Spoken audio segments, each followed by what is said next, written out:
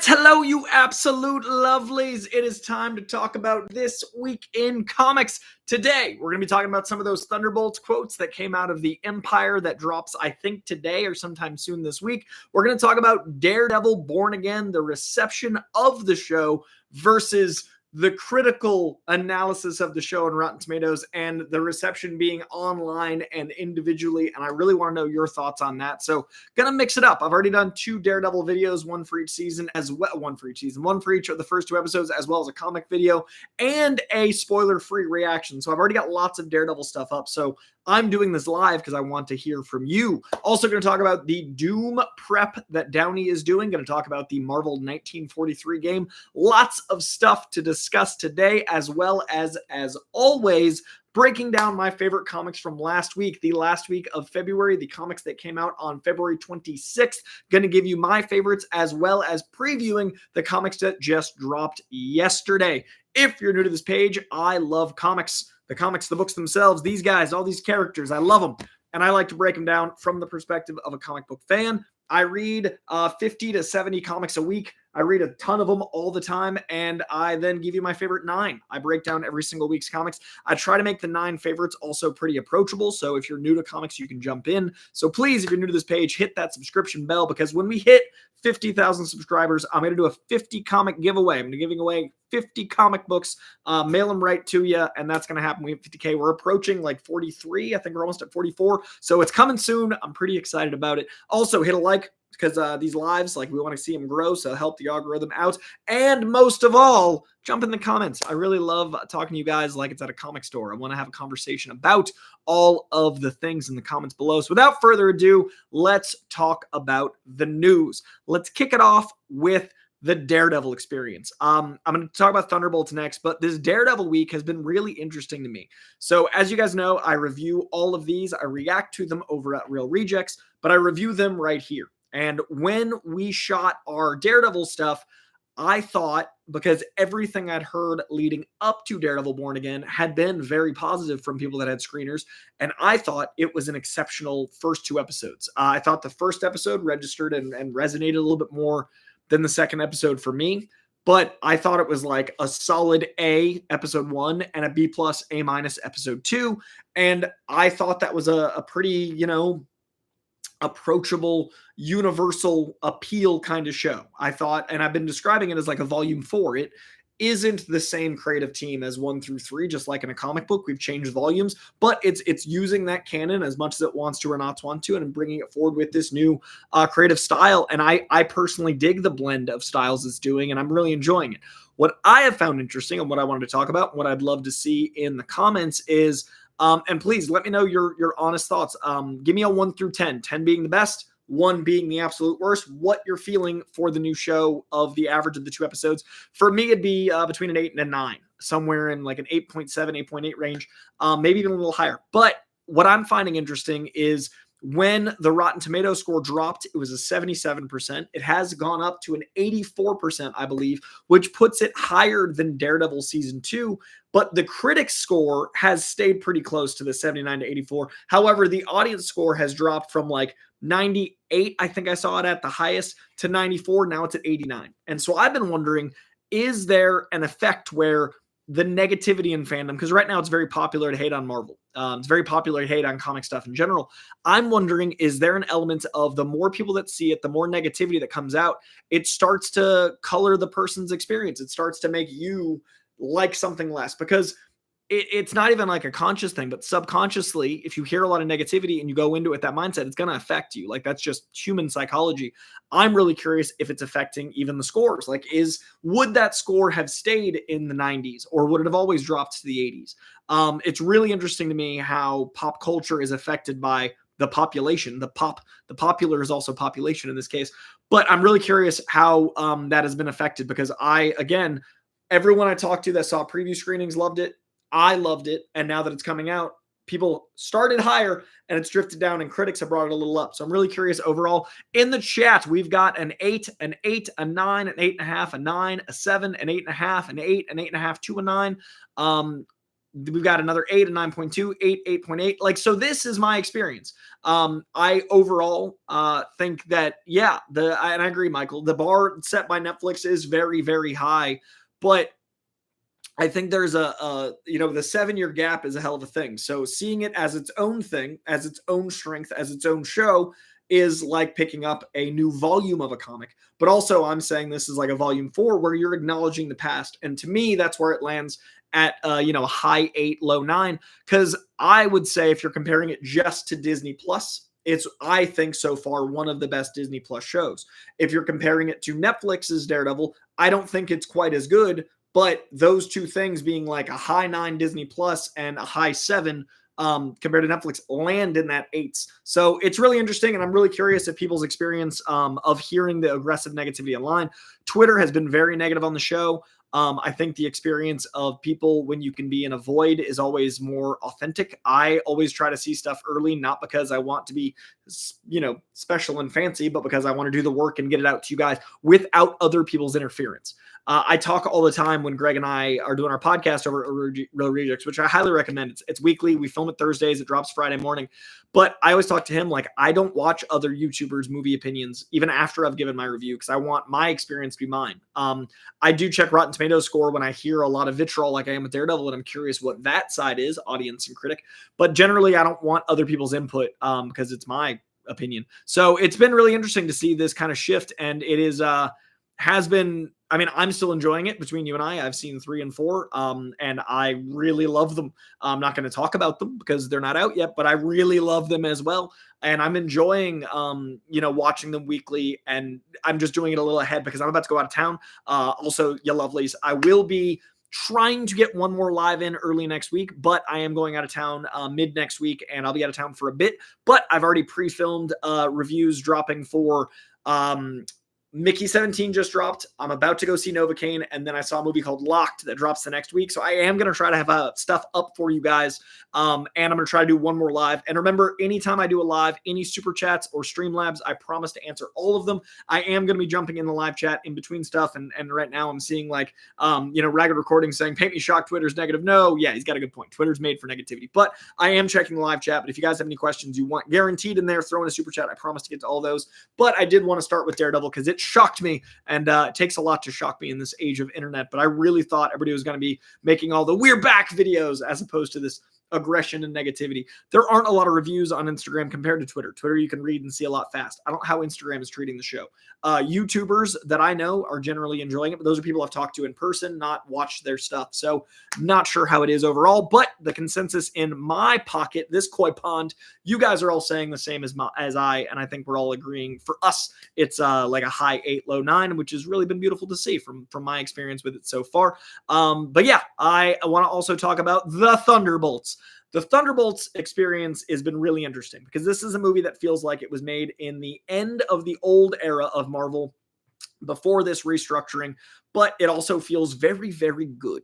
I feel like the Captain America 4 reshoots that we don't know the truth of how many times that movie was reshot. I've heard everything from it was reshot once to the entire film was reshot 4 times. I've heard so much hyperbole about that movie. We haven't heard a lot of that with Thunderbolts. Thunderbolts, and especially the footage we've seen, feels a lot more solid in its foundation. It feels very confident as a movie. It feels like it knows what it is. It's got bold style, and I really love both trailers. And that is our next theatrical Marvel Cinematic Universe experience. And we're starting to get some quotes about Thunderbolts, and they sound delightful. First up, from Florence Pugh, a veteran of a certain production company, saying this about, actually a veteran of both these production companies, both Marvel and To Be Followed. Quote, the tone of Thunderbolts is like a quite badass indie A24 feeling assassin movie with Marvel superheroes.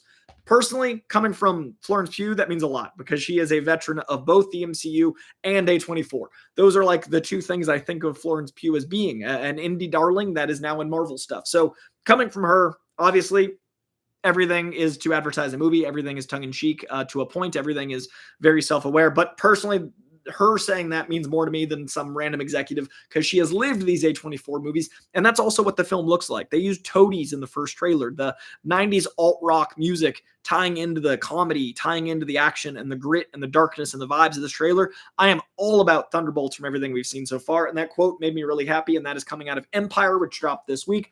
Also, another quote that I thought was surprising, saying that, quote, the characters of Thunderbolts, like those in Toy Story 3, are facing obsolescence. Can they get out of the trash can together? Every so often, there is a merger of Disney and ideas that I think actually works. I liked the no strings Pinocchio moment in Age of Ultron. I've liked some of the cheeky little inside jokes. This to me is just really funny because Pixar being acquired by Disney and Marvel being acquired by Disney means that's an on-brand statement of Toy Story 3, which is one of those shocking images of just all of the toys from your childhood, like these Marvel characters, heading into oblivion, into the fire and obsolescence, like these Thunderbolt characters. They are disposable. They are characters that aren't the beloved. And I love that the trailers are even addressing that they're all just super soldiers. Like, what are we going to do? Kick and punch the problem? Like, the movie knows what it is, and I think that confidence and that swagger is why I'm more excited for it than a lot of other properties. So Thunderbolts has me excited. I thought those two quotes were interesting. You can see my thumbnail on this very page. That is the cover that Mark Brooks, a comic artist, did for the, I think, subscriber-only Thunderbolts Empire cover. So that image I think is also awesome. It's got like the 35-cent price from the 70s. It's got obviously like the vibes of the square that goes in the top of your comic corner. Back in the day, this used to be like a square that would have like an icon that they'd use in a lot of different comics and stuff. It was in between these two eras, in between this era and this era. So I don't have any with that right in front of me, but that used to be a little square. And I love that the Empire comic cover is a comic cover, not just a traditional Empire cover. So really digging that. Also, my mom is in the chat. Hi to my mom. She's lovely. Everybody send her some love in the chat. She's the best. But yeah, I'm a big fan of everything we've seen from Thunderbolt so far. I'm a big fan of these two quotes. I wanted to give it a little love because I feel like it is out very soon. This year's been so weird with marketing. I feel like Daredevil was absolutely advertised. It's been talked about for 2 years, and I feel like Charlie Cox and Vincent D'Onofrio have had the longest press tour of their lives leading up to this. Luckily, they love these characters so much. But then with Cap 4, I feel like it just kind of came out. And then Thunderbolts is kind of in the middle. We've had Thunderbolt stuff since, a D23 2 years ago. We've had teases at New York Comic Con. We've had stuff leading up to Thunderbolts. But now that we've gotten through Cap 4 season, Thunderbolts is out in a couple months. But since there's 9 Marvel properties this year, we've already had Spider-Man. We've already had Daredevil, start. Now we've already had Cap 4. We're going into Thunderbolts marketing season. I want to make sure we also give some Thunderbolts love while we're in Daredevil season, because I do think it's going to be something special, and I'm very excited for it. So let me know what you guys think in the chat on a scale of 1 to 10. How excited are you for Thunderbolts? Also, if you're watching this not live, if you're watching this later, I would honestly love to see in the comments a scale of 1 to 10 for your experience with Daredevil so far from the first 2 episodes, and a scale of 1 to 10 how excited you are for Thunderbolts. It's a great way to have like an easy barometer for me to see like the population hype. On my podcast, Koicast, which I always forget to plug, I've got a full-on podcast. We just hit 5 years this week. We've done 5 years of Koicast. You can stream it wherever you get your pods, like literally anywhere. Apple, iHeartRadio, Spotify, Koicast, like my name plus cast. Also, I've got a Patreon where all the comics I discuss here, I give you guys my favorite 9. If you want to see how to think of the other 40 I read, or 30 to 40 or so, I don't rate the comics I'm rereading, so it's just the new ones. But if you want to see the A plus, A minus, B plus, B minus, C plus, C minus, you can head over to my Patreon. It's like $5, and you can see all the comics. So if there's one comic, if you and I have the same taste, and I save you one comic a week, that pays for a month of the subscription, and it's how I can do this show, because this show I make like $12 in this video, so it obviously cost me more than that to read it all, and also the actual comics themselves. So I get a lot mailed to me, but not all mailed to me. Please head over to my Patreon and check out Koicast. But I'm saying all that to give time to the chat to tell me, because I say on Koicast, you guys are my co-hosts. I want to know what the population is saying, what the people are saying. So if you're watching this not live later, let me know in the comments 1 to 10 written out. And in the comments here, we got 8.5, 8.5, 8 out of 10. That's how I'm feeling about as well. I'm thinking like an 8.5, 9. Let's see. We got another Daredevil. We got episode 1, episode 2, both 10s from Robert Turner. 7 out of 10 excited for Thunderbolts from Eddie Rios. 8 out of 10 excited for Childhood's Hour. Reed Moser, 8 out of 10. So yeah, a lot of 8 out of 10s here. I'm very excited. Yes, guys, I'm plugging KoiCast at least once alive now. I'm working on it, Samil. I'm trying here.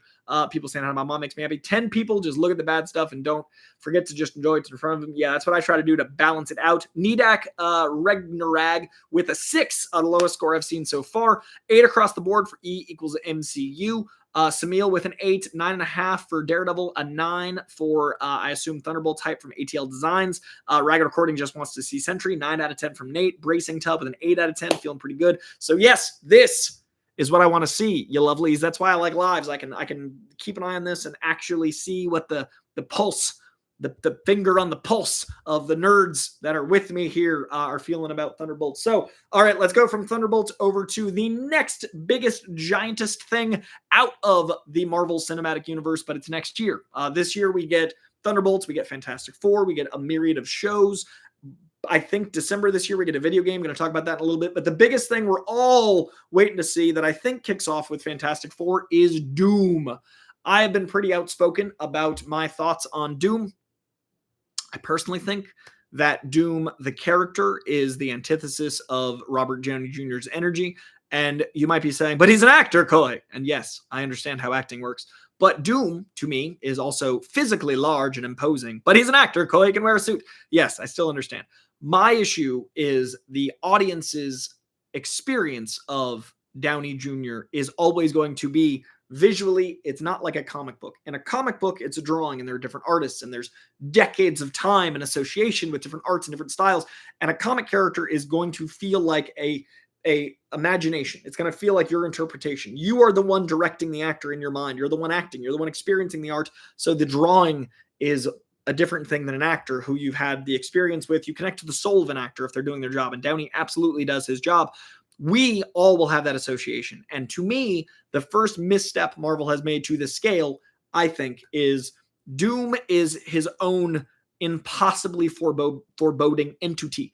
I personally think Dr. Doom is one of the most important villains in Marvel, and he is currently the Sorcerer Supreme in the comic books, doing some awesome stuff, really enjoying this one world under Doom stuff happening. That said, I am so excited, genuinely thrilled to be proven wrong. I cannot wait to see Downey Jr. give me a performance, and I cannot wait to see Marcus and McFeely write a reason for this to actually work narratively. I cannot wait to see the Russos direct something that'll make me be like, I'm so glad I was wrong for 2 years. And we'll see. But for now, I am excited to hear this quote. It is a bit of a fluffy quote. Obviously, it's another bit of marketing that is navigating, leading up to, obviously, Doomsday and Secret Wars, but I also think Fantastic Four. Joe Russo says Robert Downey Jr. is doing very detailed research to play Dr. Doom. He's, quote, writing a backstory, costume ideas. He just loves rich three-dimensional characters, and I think he sees a real opportunity here with the character. Now, this is a very important thing to obviously be doing with this much of a character. With Oppenheimer, we got to see the depth of Downey Jr. I've been a big fan of Downey since Chaplin. He is an incredible actor. He puts his all into things. He is the dude playing the dude disguised as the other dude at all times. He does not cut character, break character until the audio commentary. I trust this man's acting. I'm just hoping we can not see Robert Downey Jr. and we can see Doom. I'm just hoping we can not hear. I'm just hoping we can experience the transformative thing that we got with Heath Ledger's Joker, the transformative nature we got with, Penguin as Colin Farrell. I did not see those actors there. I'm very much hoping that is kind of the bar for Dr. Doom. We have to be fully immersed otherwise. And what's tricky is Doom is also known for wearing a mask all the time, and you're not going to pay someone, the net GDP of a small country to play this role and hide him. So I'm really curious how this all goes down. And this does give me the hope that at least the immersiveness of what Downey is doing, whether or not I like the take, whether or not, Doom is used to sell more tickets because it is going to be a very popular mystery. Whether or not any of that notwithstanding, I would have loved to see Downey play Doom if he had never played Iron Man. I'm sure there'll be comments in the comments later and in the chat now like, yeah, he was up for the Tim Story Fantastic Four as Dr. Doom. I get it. He's a great actor. I just hope we can see him as Doom, and that's what I'm curious about. And I love that he's diving this deep. I love that he's making, his own backstory. I love that he's investing into the character in such a way that, they're coming out saying it. I think that's necessary. So I'm excited to see. Time will tell. I'm gonna stay on the side of like, don't love it, but cannot wait to be proven wrong up until the day I see this movie. We will see. Time will tell. But I'd love to know in the comments what you guys think. Are you excited for Downey Doom? Are you excited for the Fantastic Four, I assume, potentially having our debut as soon as this year, on a scale of 1 to 10, because I'm enjoying. Today's episode is brought to you by the numbers 1 through 10. Let me know in the comments on a scale of 1 to 10, 10 being the most excited, 1 being the least excited, where you're at about Downey Doom.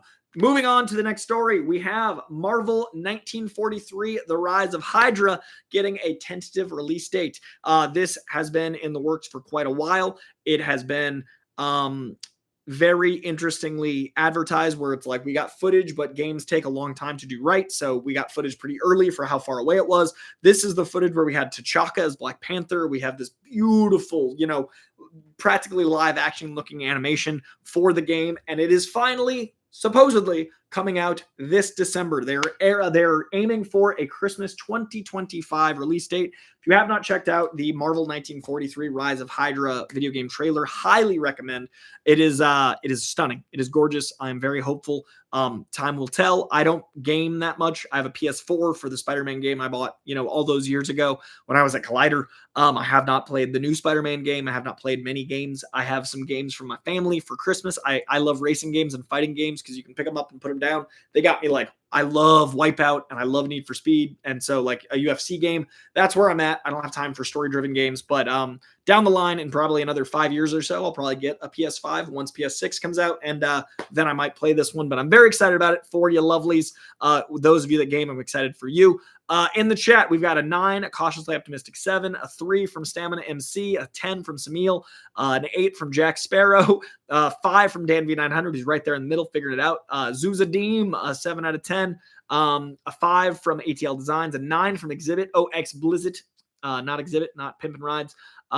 Guys, I can count. My mom agrees. 1 through 10. 7 to 10, great team behind it. From Bracing, Risky Story, I agree. 7 for Tim, RDJ, Eddie Rios.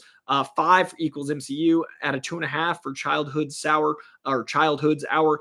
So yeah, kind of across the board, kind of everywhere. So I like that. That feels honest. That feels like we will wait and see, and time will tell. A 10 from Nate C. So yeah, we will see. You guys are kind of across the board as I am. Last news story, 2 more news stories. Both of them just kind of a sentence, and then we're going to get into the comic books themselves. I want to talk about the books from last week and then preview this week's books, and then we're going to wrap out of here. Remember, if you guys have any questions, please put them in a super chat and I'll make sure to get them. Nate C, yes, Mark Bernardin wrote that, worked on it. I'm not sure if he's the head writer or a writer, but yes, he wrote on 1943, and I'm stoked for him. I love that dude. Yes, all of the above. And let's talk about the last 2 things. This is, I'm not going to say a spoiler, but this might cause a spoiler in the live chat. So if you haven't seen the first 2 episodes of Daredevil, I'm going to say a thing that might cause a spoiler in the live chat, but I won't say a spoiler. So if you're watching this later, you're safe. Just don't read. If you're watching it now and you haven't seen it, be aware to take a break from the comments. A news story came out that intrigues me, and that is both Deborah Ann Wall and Eldon Henson are back for Daredevil Born Again Season 2, which is kind of like a Daredevil Season 5. That show is coming out next year. That is all very exciting, but I'm very curious format-wise what they're going to be doing. Much like this season being a new and exciting way to tell the story, I'm very curious what, the whole team coming back means. I'm curious what Daredevil Born Again Season 2 is going to be with how, the Season 1 has been received. I'm very curious. I agree, Zazadim. But yeah, I just thought that was an interesting little note that came out. And last thing I want to say, guys,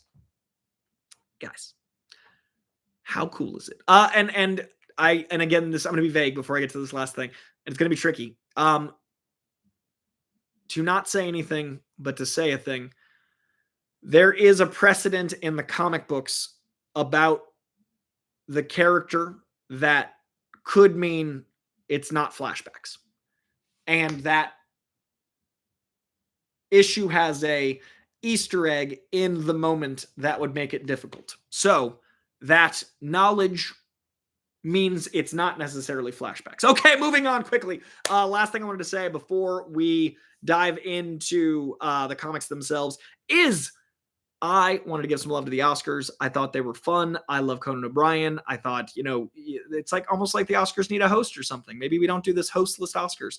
Conan O'Brien crushed it, but I really love that we're at the point that a previous to movie adaptation character that was totally like C-list, you had to know comic books, know who Deadpool was, opened the Oscars because the character's popularity is so big that it is a commentary on comics, and it's a meta character that is able to be used in a way that is like just looking at pop culture. So I just wanted to take a moment to appreciate nerds for a moment. We are now at the point where Deadpool is at the Oscars as a commentary on pop culture being comic culture and how cool that is.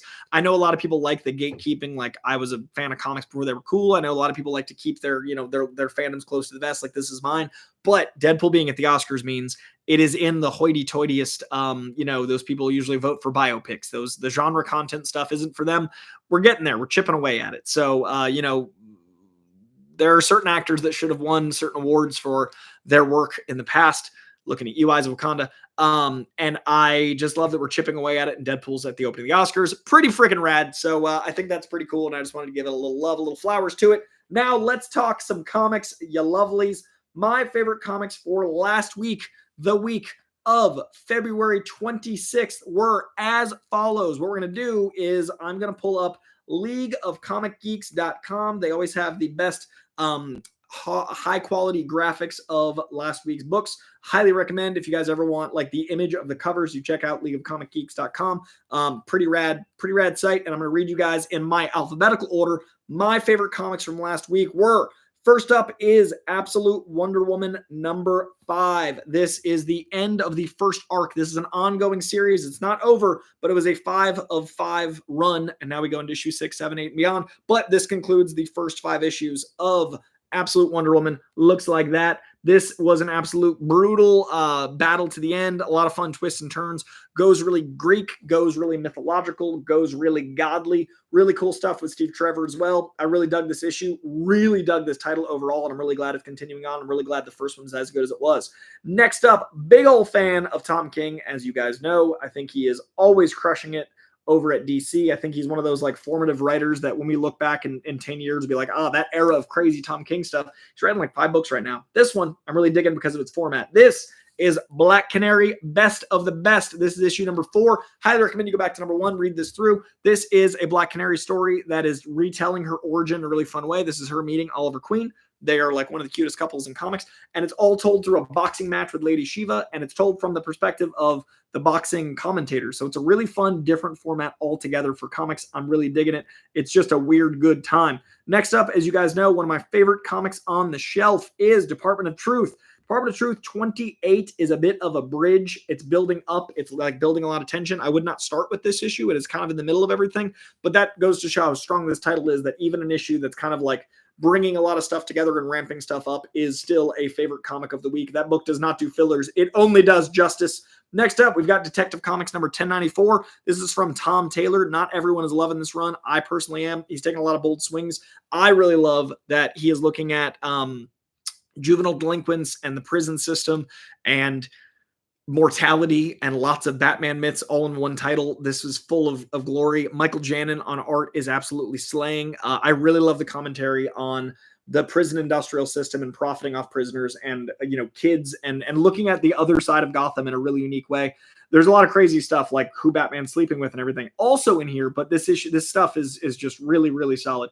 As you guys know, the end of the month is 3 of my favorite issues releasing at once, and we've had Department of Truth already. We also have Fantastic Four. Fantastic Four is just the best this book has ever been, in my opinion. I like this as much as the Ringo stuff. I like this as much as Wade Ringo, like Mark Wade and Mike Ringo. I like this as much as the Hickman stuff. I like it as much as the Kirby stuff. I really think that Ryan North's Fantastic Four is the best these characters have ever been. It's on issue 29. It's not that deep into the run. It's like approaching year 3. Highly recommend you pick up volume 1 and just read on. It is insane. And this is the One World Under Doom stuff coming to a head, and it's the adventures of an adventuring family, and it's absolutely spectacular. I could not recommend it higher. Next up, we've got Green Arrow number 21, which looks something like this. It is so freaking good. I love the villain he's fighting. I love that he's fighting for individual justice. I love that he's looking at billionaires polluting and the runoff of being rich and him being blamed in a very unique way. And it looks at wealth and equality in a very unique way. And overall, it's just a really solid title all around. And I'm a big fan of this Green Arrow since the all-in soft reboot they did over there. Big surprise title of the year so far is my next one. It is Little Batman Month 1. Mirroring Little Batman Year One is this incredible spinoff from the animated movie that came out last year called Little Batman. That was this great like Christmas special, and this book has been so fun. All the covers are like plays on classic Batman covers, and it's like a really great all ages book that is like, I can't wait to read this to my kid. I don't even have yet. It's really cute. Little Damian Wayne, like fighting his little Batman, rescuing his dad. It's adorable. It's sweet. It's all ages. If there was any book I would recommend for all ages, it's that one by a comfy margin. All right, last 3 books, a couple extra this week because there was just so much good stuff. Next up, we got Superman number 23. This is Superman fighting Doomsday, the return of Doomsday, involving some time travel hijinks, and Superwoman, Lois Lane, which is a whole thing. And it's all Dan Mora art. Dan Mora, I think, is the best to do it. It is absolutely stunning. I love what Dan Mora is doing on all of his books, including the Superman titles. So the art is gorgeous. The story is fascinating. That's an action-packed issue. That one's moving at a pretty feverish clip. And I definitely recommend, if you have never read Superman, Dan Mora art is super approachable and just really fun to read and great to look at. I'm going to give an honorable mention. This is an A, but it wouldn't have made my top 9, but it's right on the edge. Red Hulk number 1 is so good. Red Hulk number 1 is tying into the One World Under Doom continuity. It's really great Thunderbolt Raw stuff. It's really beautiful artwork that moves really quick. Benjamin Percy's been writing on Wolverine and Ghost Rider. He handles Red Hulk really well here, and I just want to give some love to that. And my last 2 are going to be the great Ultimate Spider-Man, continuing to kick so much butt. I talk so much about this book. I'm not going to get too much into it, but know that it is continuing to be glorious. Know that the dialogue continues to be some of the best in comics. Know that Ultimate Spider-Man is still, I think, the best Spider-Man title in probably 20 years, and it keeps on trucking. Loving what they're doing with Savage Land stuff. Loving how they're playing with Kraven in a different way that still feels like Kraven. Really, really a fan of this title. And then a little indie to finish this off. This book's real weird, and I think that's what I like about it. It is playing with canon of cartoons and what reality is, and it's playing between the worlds of cartoons and our world in a really fun way where, like, you never know what's going to happen. And I really like when the medium of comics can really play. And Uncanny Valley by Tony Fleece, who's writing so much great stuff. Highly recommend. Issue number 8. I'd start with issue 1. This is the newest stuff, and it's just a real good time. Big ol' fan of Uncanny Valley and all of the rest. So those were my favorite comics from last week. If you checked out any of those, let me know in the comments below. I would love to also know if you're watching this later. Leave a comment. Let me know if you're reading any of those. I'd love to know what you think about them. Dan Mora is so good. I agree. Everyone in the chat that's throwing Dan Mora some love. Let's talk about the books coming out this week in just a moment. We've got a super chat from K Blixt. K Blixt, best Superman collections for new readers. Okay, so new readers, I would say the first 2 volumes of Ultimate Spider-Man, the last time they did it in the year 2000, Brian Michael Bendis and Mark Bagley's Ultimate Spider-Man. Start with the first 2 volumes. The second volume ends on issue 13. And then if you love it as much as I do, keep going. It stays incredible for hundreds of issues. It goes to 133 with Peter Parker. Miles gets introduced. Keeps going. So I would say read all 133 first issues, but start with the first 2 volumes up to issue 13 and see if you love it as much as I do. I would also say the Chip Zdarsky Spider-Man stuff from about 5 years ago. Look for a Chip Zdarsky Spider-Man volume. I think they were calling it Friendly Neighborhood Spider-Man. First-time readers. If you're a little older, J. Michael Straczynski's first 2 volumes were incredible, starting with issue 30 of volume 2 of Spider-Man. I would say find a collection that includes Nothing Can Stop the Juggernaut or The Kid Who Collected Spider-Man, like some greatest of, best of stuff. Will have those included. And they do make comics that are like, highlighted this character. But my first ultimate recommendation would be Ultimate Spider-Man. And if you're an older comic reader, the new Ultimate Spider-Man, like if you're over 20, the new Ultimate Spider-Man might hit you even harder because he's like Spider-Man in his 30s. having kids, and it's a great adult-oriented Spider-Man book without being like, it's still Spider-Man. Spider-Man Life Story is also incredible. Highly recommend Spider-Man Life Story. Cool context. K Blixt, I watched a bunch of Spider-Man, just never read. Yeah, Ultimate Spider-Man is the book I say for anyone that even wants to get into comics. Like, if you have never read comics, Ultimate Spider-Man. Yeah, those are some highlights for me for sure. And if you like those, go further, but that's like a couple years worth of, I mean, the run is about 12 years worth, that first 133. And then we can go deeper. But I'd start there, and hope you dig them. And I personally really love Sensational Spider-Man. It was Mike Ringo art. He's one of my favorite artists. That was some crazy cloning stuff that got mixed in with Ben Reilly. I personally really dig Amazing Spider-Man in the 90s that led into some craziness with the web spinners. Yeah, there's just so many good eras. But yeah, I definitely recommend going there. In your 30s, okay, K Blixt, I would read Ultimate Spider-Man Volume 1 and 2, the 2000s one, and then also check out Ultimate Spider-Man Volume 1, the 2024 one. Ultimate Spider-Man, the new one, the one that just started in 2024, is only on issue 14. So if you want a bite size, do the new one. If you want a journey that's going to give you the greatest hits, like now that's what I call music for Spider-Man, check out the one that started in 2000. Highly recommend any of that for anyone like over 20 and you want to get into comics. That's where I'd go. All right, the comics that are coming out yesterday, the new books of this week that are available in your local comic book shop right now that I am most excited for are, and this is in order of leagueofcomicgeeks.com. They rank by their user voting, and I'm going to pick the books of these that I'm most excited for. So this is a blend of studios because I read all the comics, not just Marvel, not just DC, not just Image, not just Boom, not just Dynamite. I read them all. So the books I'm most excited for are The Ultimates number 10, absolutely. Uncanny X-Men number 11. Wolverine number 7. We've got Poison Ivy 31. I love that Poison Ivy title oh so very much. Immortal Thor number 21. Batgirl number 5. Birds of Prey number 19. Storm number 6. I'm really digging the Storm title. It's Storm dealing with mortality and being a goddess and dealing with gods, and it's got a lot of stakes and a lot of hype, and the art is gorgeous. NYX number 9. Moon Knight, the Fist of Khonshu number 6. We have Mark Spector back, you lovelies. JSA number 5. Spectacular Spider-Men number 13. That is both Miles Morales and Peter Parker teaming up together as Spider-Men, and it's written by the guy that did the Spectacular Spider-Man cartoon. We got Shazam number 21, Batman Full Moon number 4, Batman Fighting a Werewolf. That sounds like your cup of tea. That's where you find it. Two-Face number 4, surprisingly great title over there. Nice House by the Sea number 6, the sequel to Nice House by the Lake. Scarlet Witch number 10, Spider-Gwen the Ghost Spider number 11. We've got Spider-Boy number 17. We've got Doctor Strange of Asgard number 1. Doctor Strange not the Sorcerer Supreme right now, trying to get his power back, take down Doctor Doom, go into Asgard to figure it out. Justice League the Atom Project number 3. We have Secret Six number 1. We have Thundercats number 13. We also have Web of Spider-Verse New Blood number 1. A lot of new spiders coming at you for some particular Spider-Verse adaptation. Terminator number 5 from Declan Shalvey, the homie and the incredible artist of Deadpool, Good, Bad, and the Ugly, Old Dog, lots of good Punisher stuff. Sam and Twitch Case Files number 11, the Tin Can Society number 6, wrapping up that really cool miniseries over there. We've also got David Desmalchin's Knights vs. Samurai, Tom Hardy's Arcbound number 4. We also have, it's a smaller week. Okay, we're getting to the point where this is most of the stuff I'll be reading. Okay, that's actually a good sign because this means I will hopefully be able to read these in time to do a live stream with you guys Tuesday before I leave town mid next week. So yes, count on a live stream mid next week. I should be able to read those before I leave and therefore can do a live stream with you with the news. So keep an eye out for a live stream either Monday or Tuesday of next week. Hopefully Monday, because Tuesday is Daredevil episode 3. So I don't want to do too many videos in one day.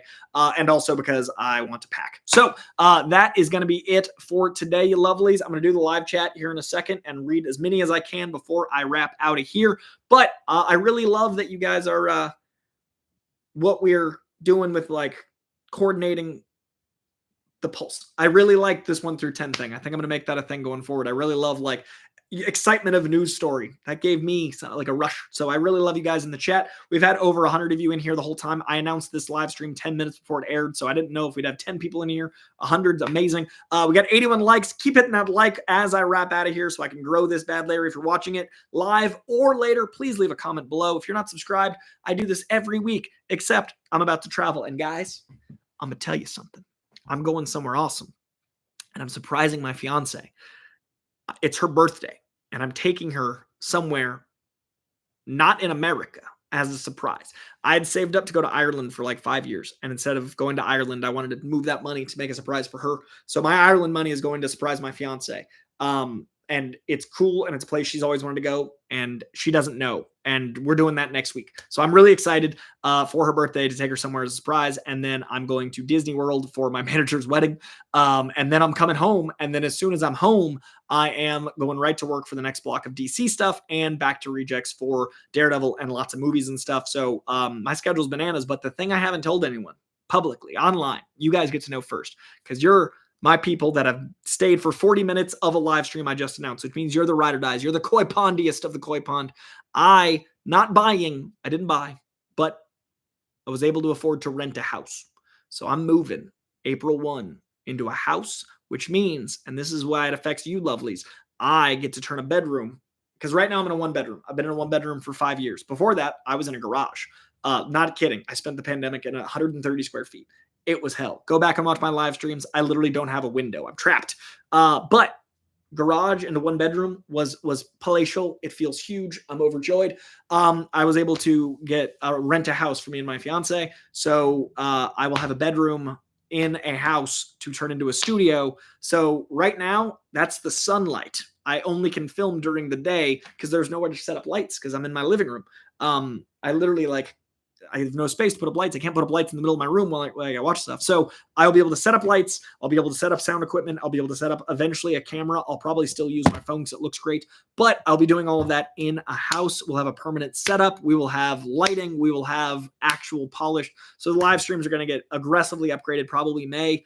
I'm going to need the month of April to move in. We'll probably still do it like this.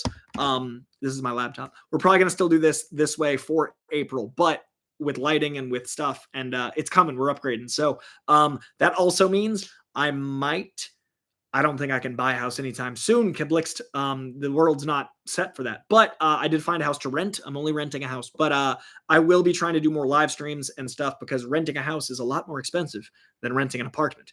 And it's going to be, paying to upgrade everything. So I'm hoping to figure out ways to do live streams that we can do, super chats, hoping to because you guys know, every super chat, I'm going to the house fund. It's not buying a house fund right now, but it is putting towards upgrading. And I was finally able to afford to do that with me and my fiance. So we don't know when the wedding is yet, but at least now one step closer with the house. Very excited about it. So yeah, I appreciate all you lovelies. Yeah, Joshua, a garage. I lived in literally 130 feet, a 1-car garage, a one car lane garage for the pandemic. Where he's I'd love to go back to the pandemic. And I was I literally went to prison.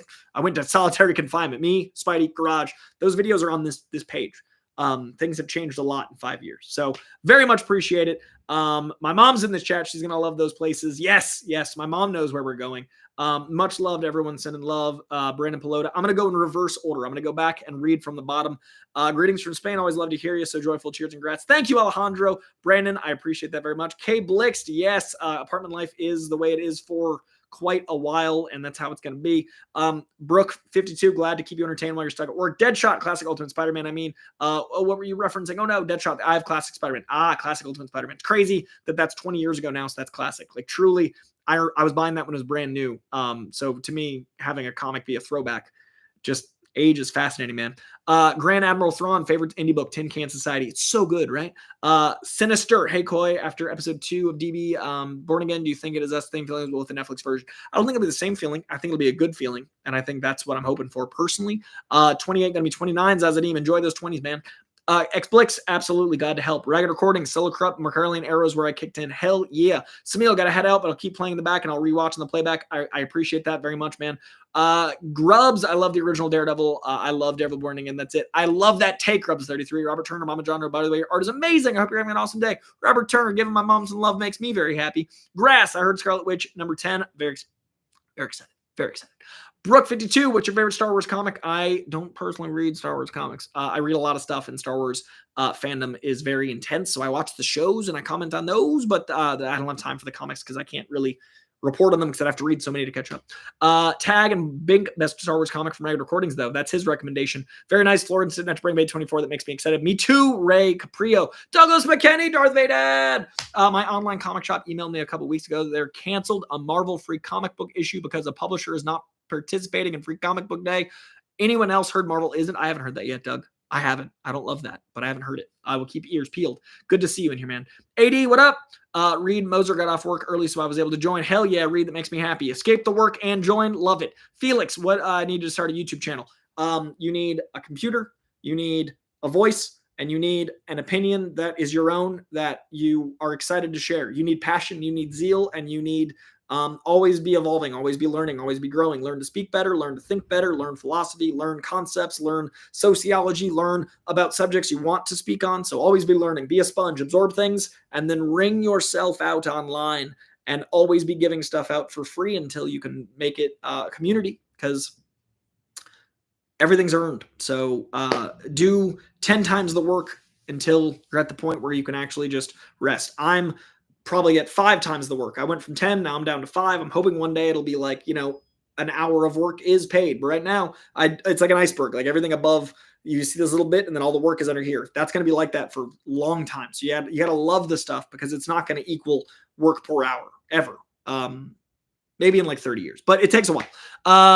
Hope you'll have a good time. What a kind gentleman. I totally agree. Robert Turner, happy birthday to your fiance. Thank you, man. Childhood. I'm almost going to wrap out of here. I'm enjoying the live chat real quick. 2 weeks behind on comics and finishing my monstrous tattoo sleeve this weekend. That is badass as hell. Childhood's hour. Regular recording. Ireland will always be here, bud. It's cheap as chips here. I'm strongly considering it. It's part of why I rented instead of bought. That'll be so much fun. I'm so excited. Enjoy it, Koi. Thank you, Felix Kenson. Koi Pond. Wait, Martyr with the thumbs up. Right recording with the congrats. Michael McCarsel with the woo. Congrats, brother, from Sinstar. Brook 52, April Fools. I hope not. I hope me signing things isn't an April Fool's joke.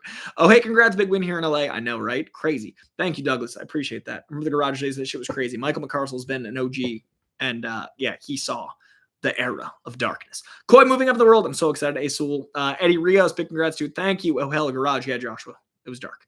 Congrats. Thank you. Living your wealth. That's true, Mom. Oh, we got another super chat from Asul saying, congrats on the move, moving up in the world.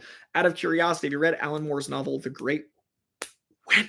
Picked it up, and I'm intrigued to jump in.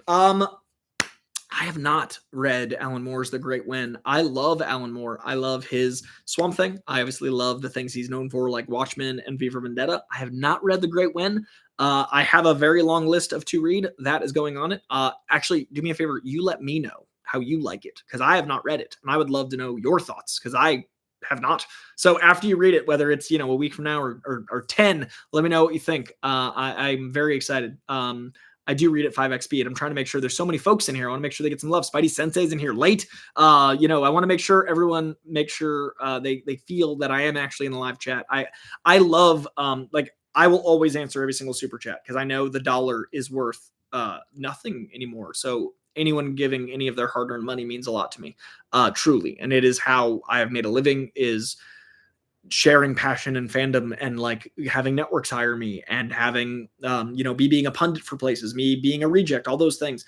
I really want to grow this, because this is going to be what follows me if I leave LA ever, if this is what's going to be, what I'm growing for myself. So everyone that contributes here, it's like a personal, thank you. And that's growing this page. And it means the world that this is going right to my house, and all of that means a lot. So I will be checking out The Great Win at some point. Let me know how it is, but I just wanted to thank anyone that throws in a super chat. Thank you. Speaking of thank you to Kevin Mandevil with a big old super chat. Thank you, Kevin Mandevil. Keep doing what you do, man. It is appreciated from a fellow Mass Virginia guy. That is so specific. Guys, I was born in Virginia. I grew up in Massachusetts. I was born on the North Kakalaki border, way down south. And I grew up and lived from the time I was 5 in the North. So I am a Boston kid through and through, Boston blood here, but born in the orange red mud of the South. So that is a very specific combo. MAVA, Kevin Mandevil. Thank you very much for the super chat, and for that very specific, we are one. That's a hell of a Mason Dixon bond, man. North Kakalaki, Ragged Recordings, North Carolina. North Carolina is sometimes called North Kakalaki for people from there, from near there. So that, I believe, is going to do it, you lovelies. I am very excited about the move that no one knows about yet. You guys get to hear it first. It'll make it to social media at some point. That'll be, so I'm leaving for 2 weeks in 6 days. I am working and seeing screenings of every movie I can until then to make content while I'm away. I'm going to try to do a Blu-ray video or 2 or maybe 3. That way there's videos that drop. I don't want this page to be down for more than 2 days at a time, and I'm gone for 2 weeks with my manager's wedding and the surprise back to back. So I am literally seeing 3 movies before I leave. I've seen 3 in the last 4 days. I'm watching a bunch of Daredevil to pre-film stuff and put stuff up here. And then I get on a plane. I'm not going to touch social media for a bit, but my friends are helping me run stuff while I'm gone. I land on a Sunday. That Monday, I'm filming for DC. That Monday night, Tuesday night, Wednesday night, Monday. So Monday, Tuesday, Wednesday, Thursday, Friday morning, DC. Monday, Tuesday, Wednesday, Thursday, Friday night, Real Rejects. And then that weekend is WonderCon. I might go. I hope so. And then I move. But while I'm moving is CinemaCon. So I think I'm going to have to pack, go to CinemaCon, try to get a flexible leave date, and then come back and move my stuff. It's crazy. It's crazy what I'm doing. I land Sunday at 11:30 at night, and I work at 7 a.m. So I'm not going to relax. I'm going to nap. This is going to be a hell of a thing.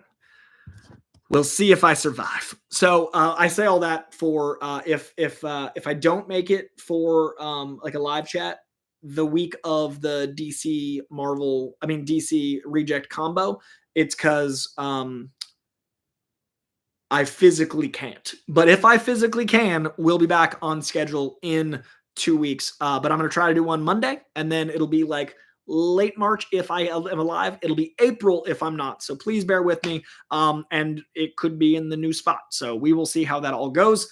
I'm going to try to stay hydrated and upright. And Brock 52. I don't know if I'm going to have time for Invincible until 2027. Because I've got scheduled stuff out through 2026 now. Not full, like it's just sprinklings. But it's going to be hard to I have to watch season 2, which means I probably should rewatch season 1. I definitely am not going to catch up in time for season 3 to be over. So it's going to be a little bit, which is unfortunate. But yes, echinacea, so don't get sick. And ginger, good call. All right, I'm going to wrap out of here, you lovelies. This was a very chat-centric episode. So hopefully, Brock, thank you for understanding. I'd love to watch. I hear it's so good. And honestly, covering Invincible would be great for this channel. I wish I could. It's a want.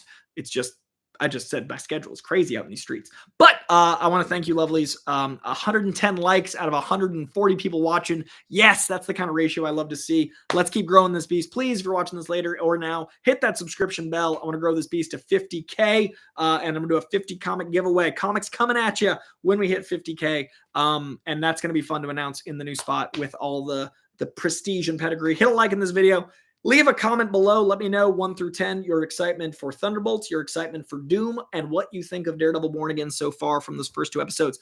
Spell it out so I know which the number relates to. I appreciate each and every one of you. I appreciate everyone that threw in a super chat. I appreciate everyone that threw in a comment in the live chat. I appreciate anyone that leaves a comment below later or now. Much love. I'll talk to you guys soon.